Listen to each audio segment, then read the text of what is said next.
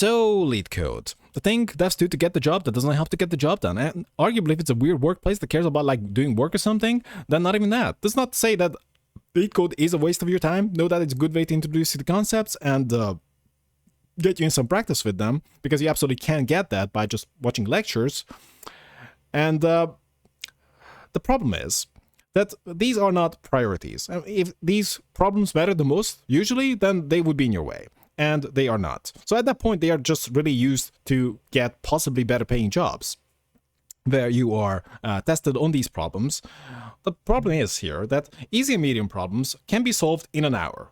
And if you get some practice in, I mean, at that point, you're still committing hundreds of hours to get good at them, but I would argue that that is really part of computer science. So I would say that's fair enough, right?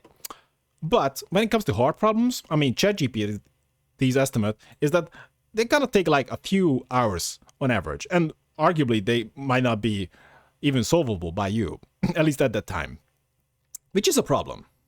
So that means you can solve hard problems if you've solved them before, and that's pretty much it.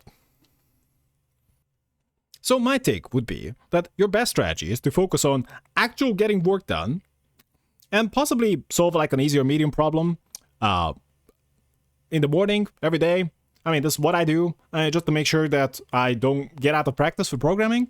So I don't have any 0 days, quote unquote, because, I mean, skipping two weeks of programming could be painful.